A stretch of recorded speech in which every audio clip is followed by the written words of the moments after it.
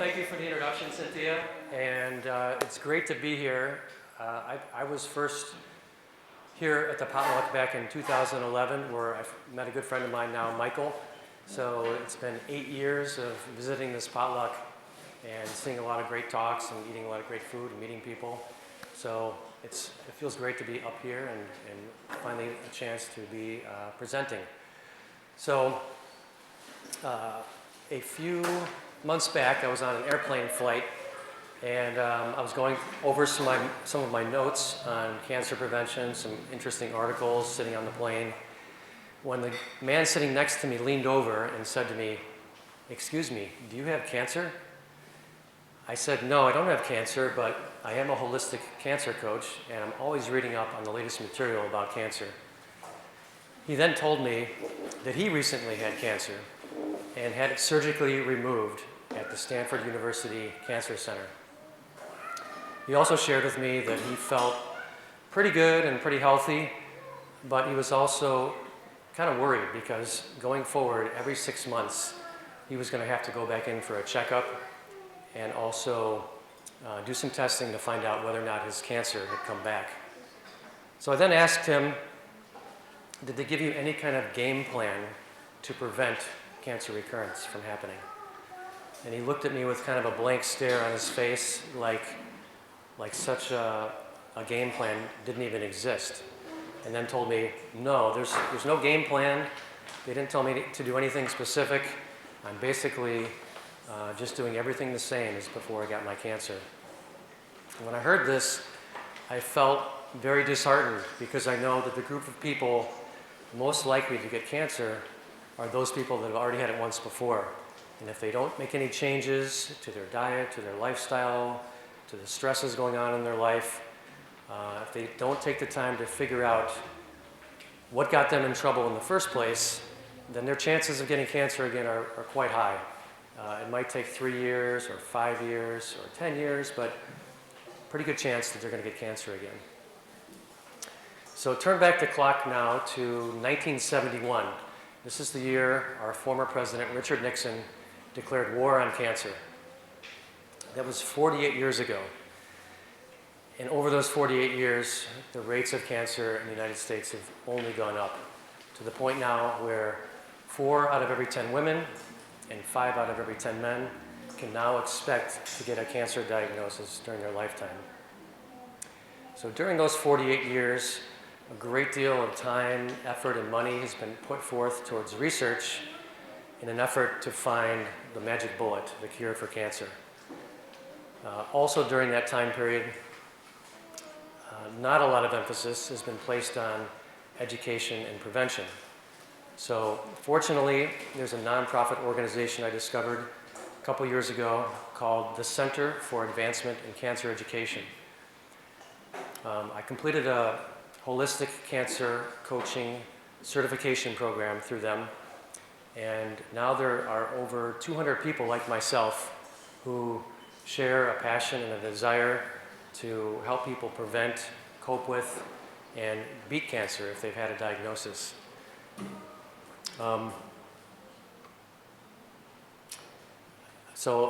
To give you a little overview of my talk today, it's going to be a lot of great information about diet and nutrition because that's really an important key. I'm also going to touch on contributing factors to cancer and also lifestyle keys. I'm also going to share with you some of my favorite resources. And then towards the end, I'm going to give you 3 key themes to take away. And at the very end, I will give you your homework assignment. How many people in all the years of coming to the Vegetarian Society potlucks have had a homework assignment? Anyone? I see one finger, not a hand, just a finger. Well, there's a first time for everything, and the little homework assignment is meant to be fun and educational, and of course it is optional, so I don't want to scare anybody off and send people to the exits with a homework assignment. So let's go to contributing factors. The next one.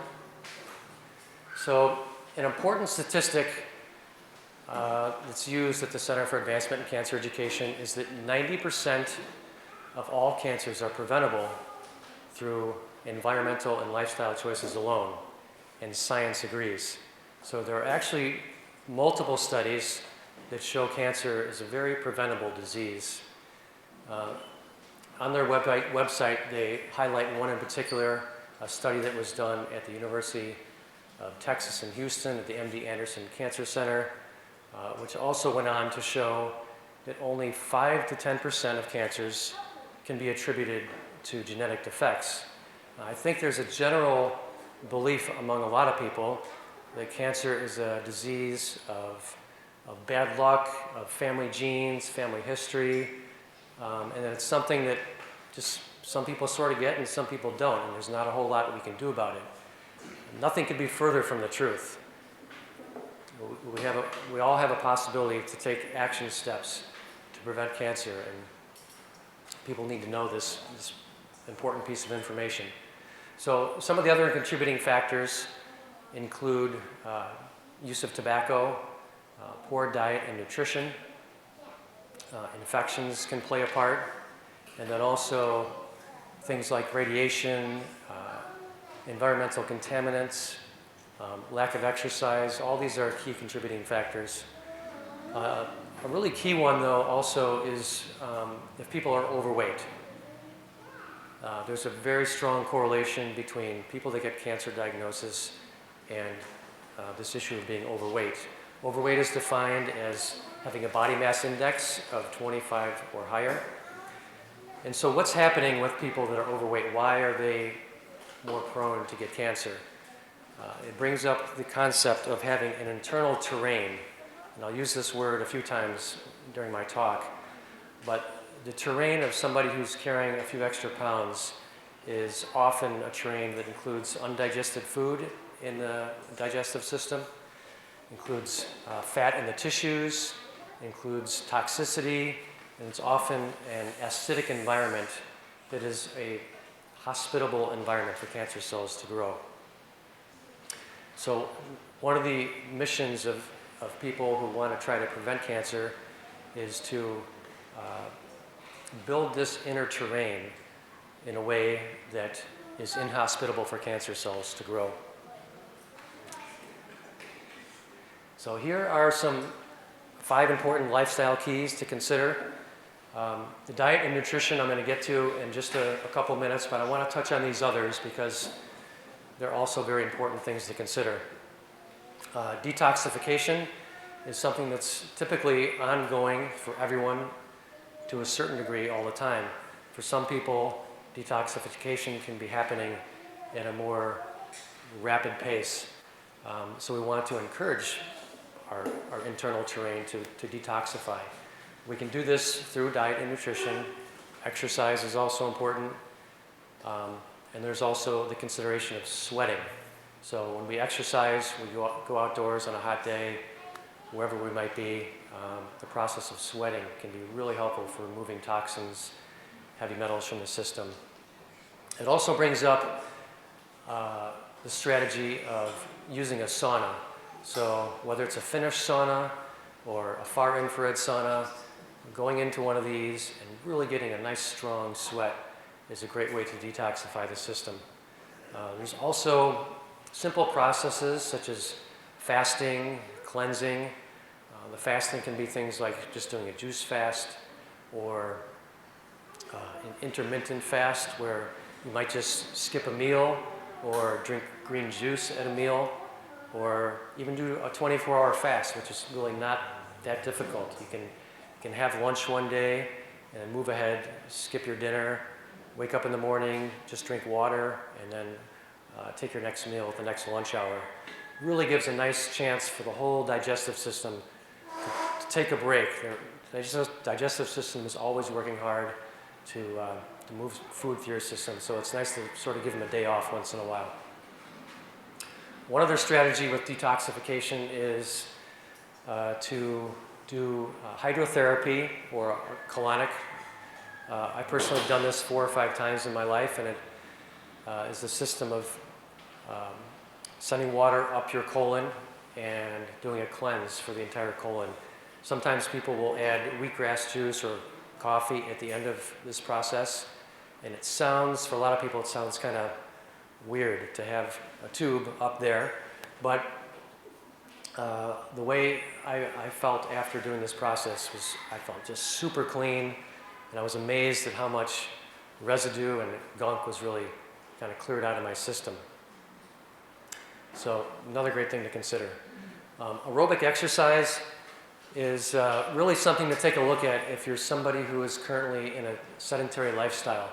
I'm guessing that most people in this room get a decent amount of exercise. There's so many opportunities to go outdoors here and walk, run, bike, swim in the ocean. But for people in northern environments or that are older, or maybe they have an injury, taking the time to incorporate something as simple as walking 30 minutes a day can have a huge impact on the lymphatic system and being able to detoxify. So if you fall into the category of someone who doesn't exercise very much, the simple step of taking time to start walking could be really helpful. Stress management is also something that can be very key. In this day and age, there's plenty of people who are working, say, 60, 70 hours a week. They might have a toxic relationship. They might be dealing with unruly teenagers at home.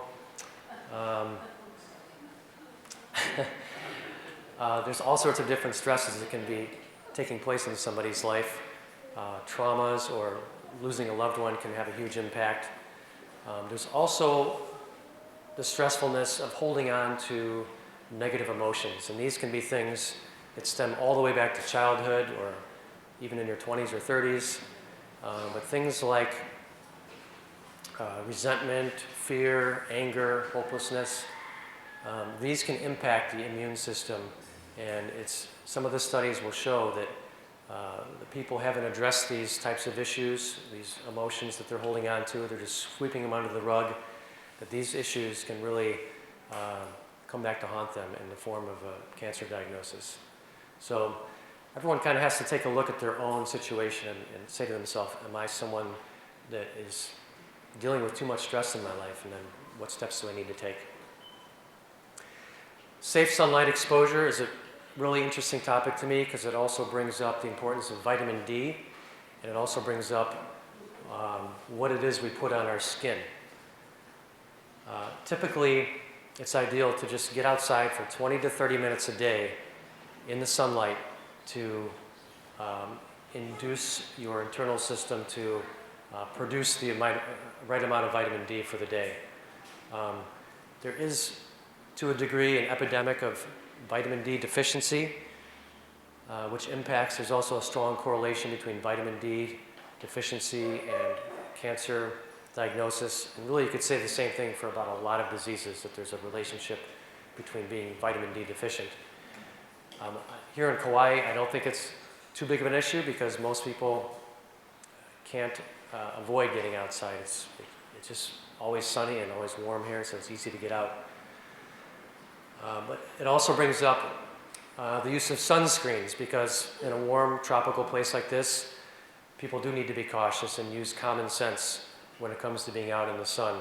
It doesn't make sense to go to the beach at 9 o'clock in the morning and stay until 5 and be out into the direct sunlight that whole time. So it brings up, what about using sunscreens? And along with sunscreens, other things that we put on our skin, such as deodorants, perfumes, lotions, soaps, so on and so forth. All of these things, people have to realize that when they go on the skin, they are absorbed into the internal terrain of our body. So if there are chemicals in anything we put on our skin, it's going to go into our system. One of the culprits is deodorants. Deodorants have, in the past, have had aluminum in them. So that's putting a heavy metal in our body. Every day somebody wakes up in the morning, they put their deodorant on, and it's really not a healthy practice to put those things on. When it comes to sunscreens, there's a great nonprofit organization called Environmental Working Group, and they have a lot of detailed information about sunscreens, what chemicals to consider, to look for. what are some healthy options to put on your skin. The website for this nonprofit is simply ewg.org.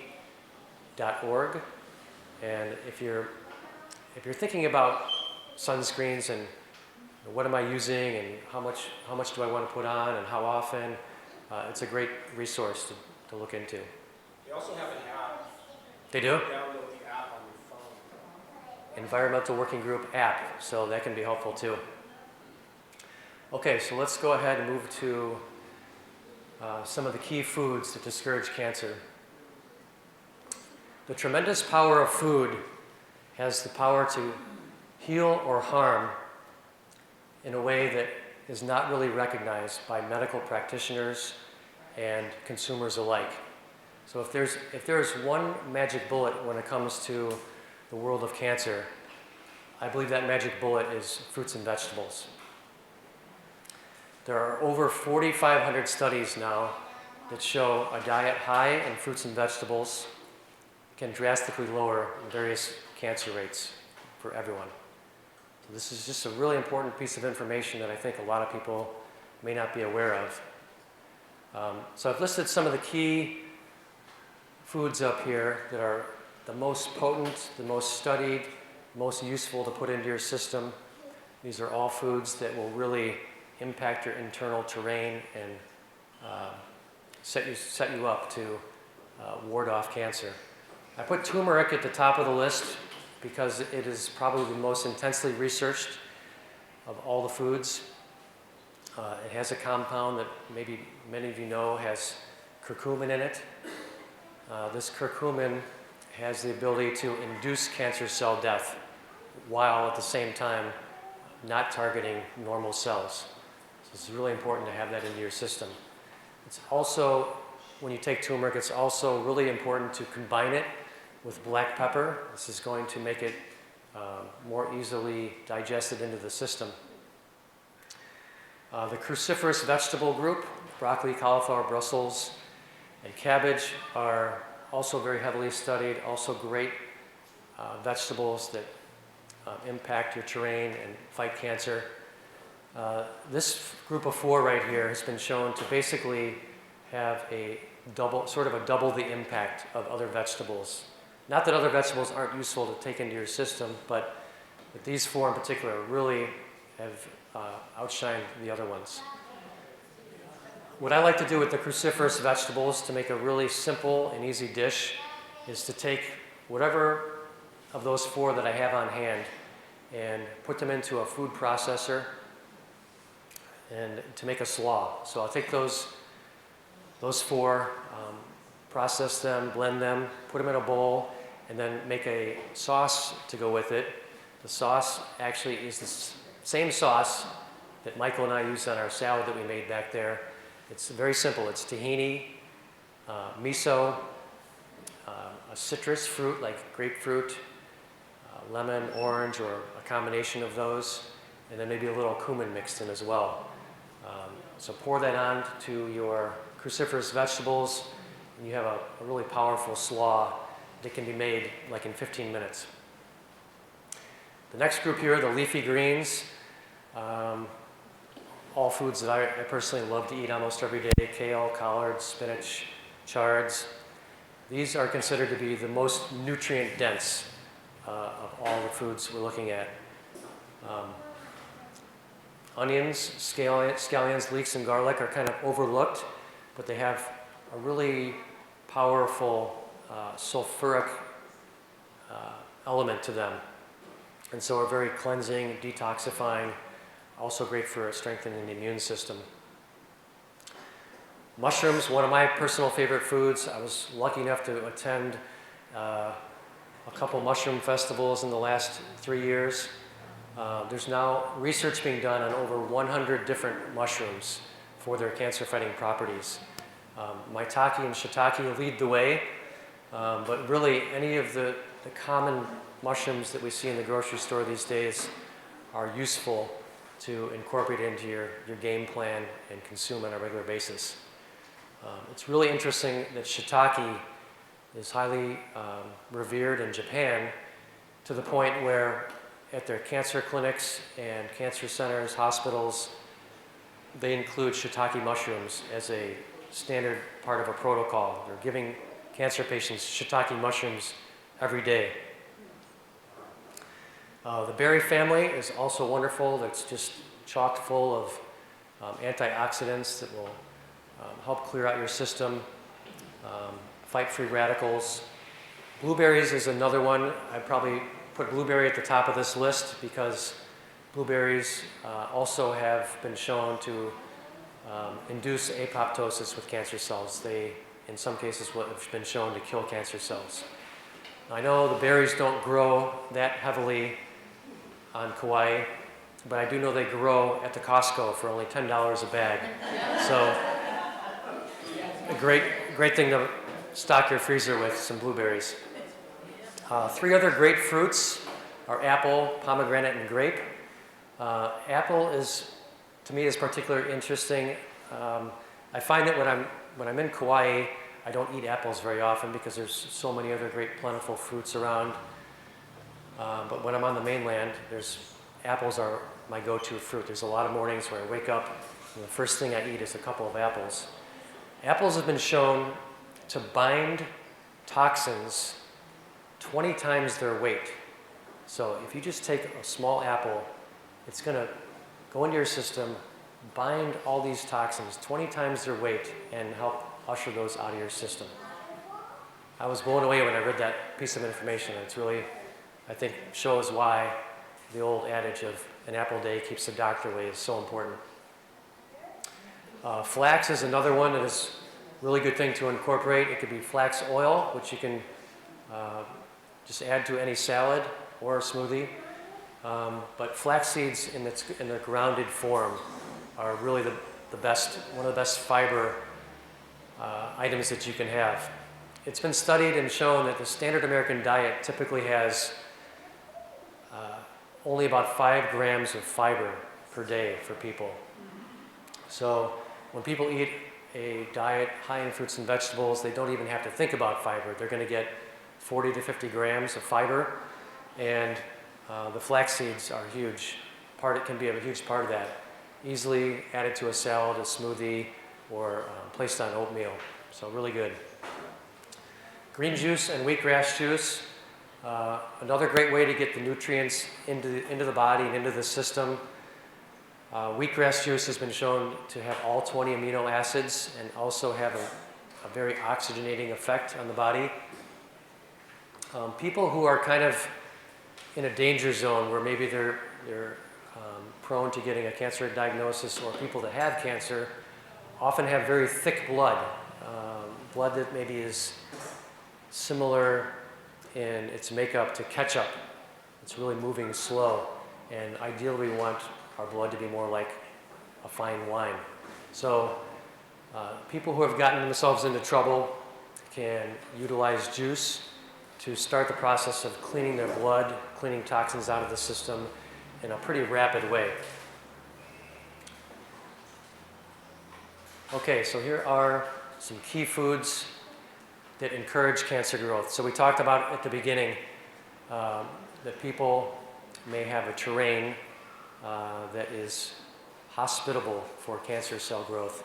So consuming sugar is one of the big no-nos. Currently, the average American consumes 22 teaspoons of sugar per day. That's the average person. And sugar, the cancer cells typically will uptake glucose at a rate of 10 to 12 times faster than normal cells. So they love sugar, and sugar helps them grow and multiply. So it just makes sense to really be mindful of how much sugar you're taking in. And that also means looking at things like processed foods and the ingredient list. In this day and age, sugar seems to be snuck into a lot of different foods, and we don't even realize that we're eating sugar. Processed and fast foods are typically devoid of a lot of nutritional content, often a little bit on the fat side, and also don't offer any fiber. So they're difficult to digest and things that are likely to get kind of clogged up in the system. Now we have dairy and meat, and this brings up a really interesting and important study. The most comprehensive study done on nutrition is called the China studies. Have people heard of the China study? Yeah, so a few people. So what they did is did a study over many years covering 65 different counties in China. And they found that the counties that were in urban areas typically had much more of a meat-based diet, and the people that lived out in the urban areas, the rural areas, had a much more of a plant-based diet.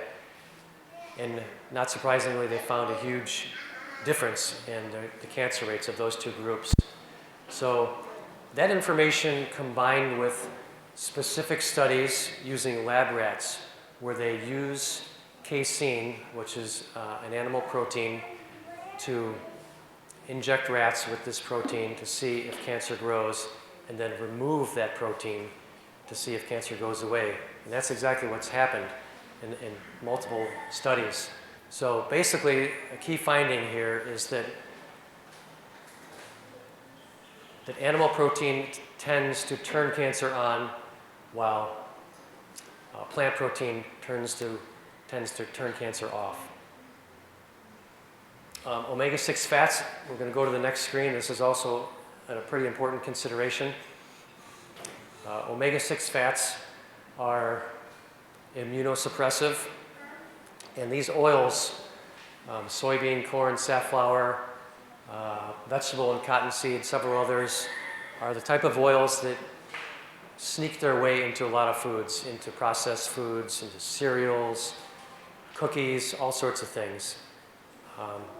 And unfortunately, the ratio these days, when they measure different people, is something like 20 or 25 to 1 when they're looking at the omega-6s versus the omega-3s. So looking at the things on the omega-3 side that will be helpful, the vegetarian options are a lot of the great nuts and seeds we can put in our body. If we can be mindful of putting these into our system, we're really going to balance that out. These omega-6s are also known to be culprits in things like Alzheimer's and dementia, so they're affecting the brain in a certain way. So again, this is sometimes new information for people, but incorporating the omega-3s can be really, really helpful.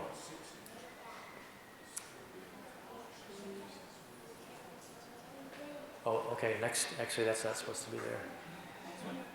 Okay, so let's move ahead to cooking methods. Included in cooking methods is the concept of eating raw food. And so it seemed like about 10 years ago there was a huge raw food movement, and there's a lot of people saying, okay, I'm going to be a person that eats 100% raw food. And that may not be an ideal diet for a lot of people, and they may not want to eat that much raw food. So what I recommend and what I do personally is to shoot for 50% or maybe 60 or 70% raw food, because with raw food you're getting the most nutrients possible in their most integral form. Also with the enzymes are intact as well.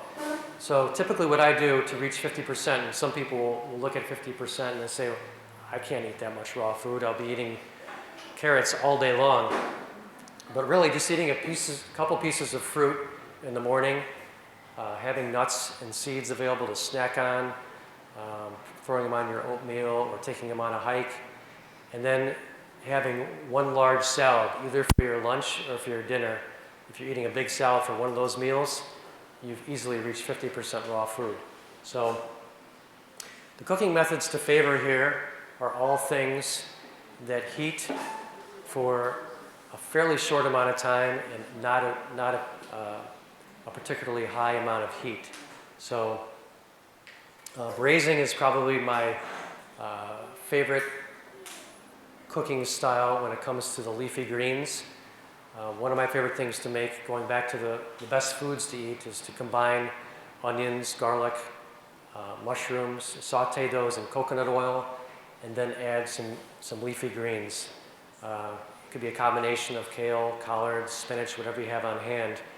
Just chop those up, add those after the onions and mushrooms are nice and browned, and braise those for maybe 2 or 3 minutes, and you've got a really powerful, impactful meal that you've made probably also in 15 minutes, covering some of the best cancer-fighting foods we can put in our bodies. So the next screen will be some cooking methods to avoid. All 4 of these bring about some elements of overcooking or overheating for long periods of time. Grilling has the concern of are you creating carcinogenic compounds when you're cooking on the grill? And then microwave is an interesting one because I mention this to a lot of people, family and friends sometimes, that using the microwave is basically destroying the nutrients in the food. It seems like it should be obvious, but for a lot of people it's not, and I get a lot of backlash when I suggest people not use a microwave. So with a microwave, I would suggest if you're on the fence, go ahead and do some of your own research on some of the pros and cons around microwaves. So here's a really nice comparison of some of the cooking methods. It really brings out what a stalk of broccoli will look like and how much nutrients you're getting from it, applying the different cooking methods. So from left to right, we have steamed, pressure cooked, boiled, and microwaved. And you can see on the very right there that the microwaved broccoli is pretty much devoid of the nutrients it once had. Okay, so I also want to share some of my favorite resources, and this also brings up the simple concept of adding to your knowledge. And I think a lot of the people that come to the potluck are already the type of people that want to gain more information and education. But some of these are my favorite things to share with people.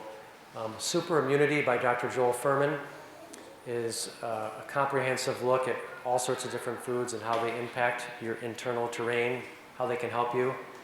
I actually saw Dr. Fuhrman speak in person in Chicago about 12 years ago, and it was a bit of a game changer for me. I would say before I saw that talk, I was maybe an unhealthy vegetarian, eating too much processed foods and not really considering the importance of a lot of fruits and vegetables and utilizing salads on a regular basis.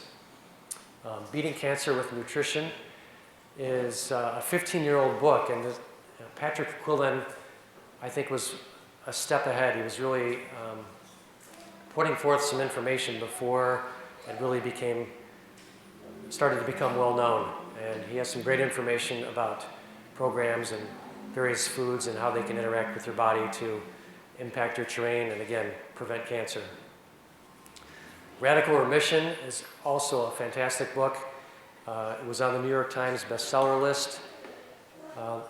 Dr. Kelly Turner did a comprehensive study in going around to meet people that had what she called a radical remission.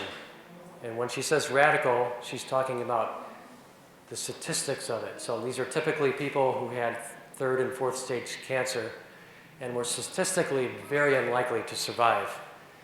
And what they did, different people in the study did different things, but she found 9 key factors that these people were doing. And so the book is a great informational piece for anybody, but I really think it would be helpful for anybody who would ever has a cancer diagnosis to read through this book, because it will just really bring up some great ideas and bring some hope to somebody who might be really scared or feeling hopeless with a cancer diagnosis. So a great book I highly recommend. The China study, we just talked a little bit about that. It's actually a very long book, so if you're ready for a long book, that's great. But another consideration is the film Forks Over Knives. It's a great documentary that incorporates a lot of the information that's in the China study. And then Foods to Fight Cancer by Richard Bellevue. This is by a man who has dedicated about the last 20 years to studying various foods and how they impact your internal terrain and cancer. So he's written a book that has well over 100 different foods and their impact. I only highlighted maybe, I don't know, 20 or 25 foods up there.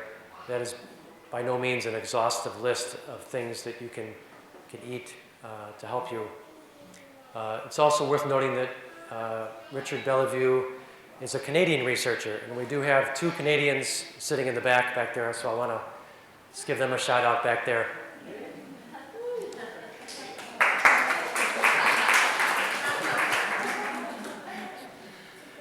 And then the last but not least here is a free film that can be seen online on Vimeo or YouTube, Cancer, the Forbidden Cures. It's really an eye-opening documentary about some of the solutions and things that have been used over the last 100 years or so. Some of these things have been suppressed over time, and so just some great information that can be found in that free video as well. So 3 key themes to take away. This is kind of summarizing some of the key things we've talked about, but again, I really want to emphasize that 90% of all cancers can be prevented through environmental and lifestyle choices alone. Again, this is something that not everyone knows, but we got to take a step in that direction for people to know that this is possible. It's, again, very important to take a proactive role. We can all take steps in preventing our own cancer.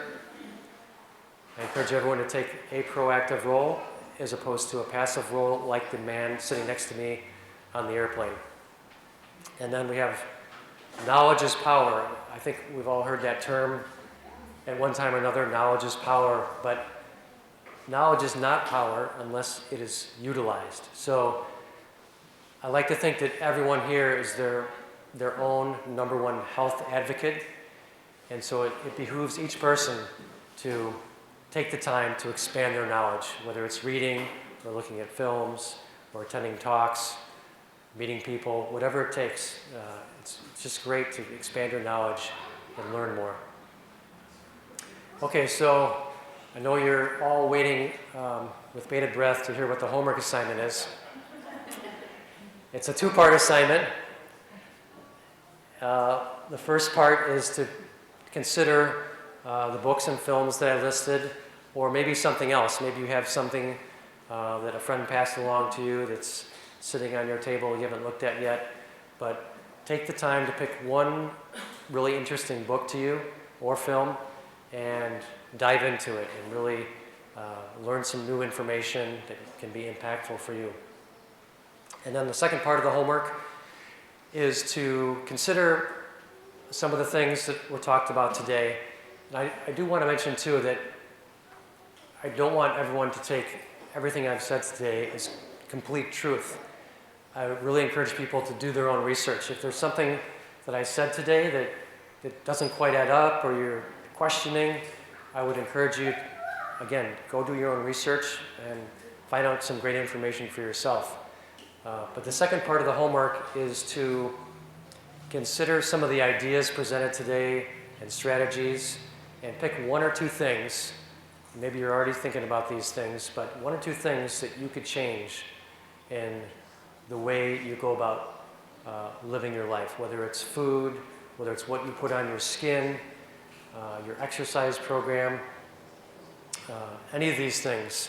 I would encourage people to pick out 1 or 2 things and see if you can make a change. Thank you very much. We'll do a couple quick questions. Do we have time?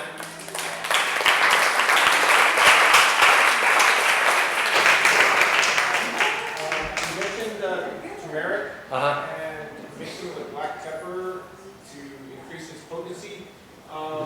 Is it as effective with cayenne? Because I'm not a real fan of black pepper. Do you know if you've done any research on cayenne pepper? I honestly don't know the answer to that. I would tend to think yes, that different forms of pepper would act in the same way. it's worth trying. And I could do a little research and see if I could find out for you. The specific work research was with pepperoni, which is extracted from black pepper. So they may have done the red pepper, but I don't know. It's a different kind completely, so Yeah. it's probably They're not related. yeah, a little spicy, but they're not the same at all. Okay. Probably not. I mean, it might be something else in the Okay. She had her hand up first, and we'll go to you next. In conjunction with what he's asking, I understand that fat is supposed to help you with sorted as well. So maybe it's not for a room. Yes, you can actually combine it with an oil. So I actually do this sometimes when I'm making khichdi, a lentil dish, is that I'll put on low heat and put coconut oil in there and then add all my spices. So usually cumin, turmeric, some ginger, combine all those things into the oil of coconut, the fat of coconut oil, and then add it to the dish. So that's a very good point, yeah. And along with that, there's a 4-hour documentary right now on Amazon Prime, called Foods and Cure, I think. And one thing that he's keen on when he talks to the medical experts on cancer and heart disease was to cut out oils. So I was interested, we've always been a great believer in coconut oil, but where do oils fall into this? It's like one of his things was people are the Mediterranean diet, overusing olive oil. In the real Mediterranean, they use just a little bit of olive oil, and the diet itself is put on by the olive oil producers, and they slap it on. So what are your feelings on oils? I would say coconut oil is the #1 oil I would use personally. In an effort to condense the information in the amount of time we had today, I didn't actually do a slide on coconut oil, but there's a whole slide and 5 minutes of time that could be spent on coconut oil. I highly recommend it. It's the ideal food for cooking just about everything. And then we mentioned some of the oils to avoid, some of the omega-6 oils that are detrimental to the immune system. So I would say coconut is a great one. Flax and olive oil are more ideal to be used in an unheated manner. To be put on a salad or whatever, or added to a dish at the end. But as far as heating and cooking things, I would go to coconut oil every single time. You mentioned that you went to some kind of a school to be a cancer coach. Could you please? Yeah, so the Center for Advancement in Cancer Education has been around for 35 years or so, and they offer a holistic cancer coaching certification program. There's about 200 people who've completed it, and it's very informative, very interesting. So anybody, pardon? You have to go somewhere to know. No, it can be done online. You can work with people through the online program. I was actually able to go on several phone calls with the director of the center. And these phone calls were situations where we were working with people over the phone who had a cancer diagnosis. So part of the process is to learn how to do an intake and what questions to ask and what information can we find out about someone with a cancer diagnosis so that we can best help them. So it's mostly online, but there's, yeah. Do you have a card? Do you have information for you that if someone wants to speak with you directly or get more information from you, they can? Yes, I have business cards with me, so please step up afterwards, ask me for a card. This is only the third time I've given the presentation, so I'm also open to feedback about what people liked, what people disliked, maybe things that didn't get covered that you'd like to see. So any feedback is welcomed as well. Can you share your presentation? The video will be. It will be out soon. Robert will be editing footage. And do you mean the PowerPoint or I mean the PowerPoint. I think it goes. I think the PowerPoint will be part of what's posted online. Okay. So you can review it, at your leisure. And usually that's a few weeks, 3 to 4 weeks. So the video is out currently for last month already, and then this one will be out in a few weeks. Okay.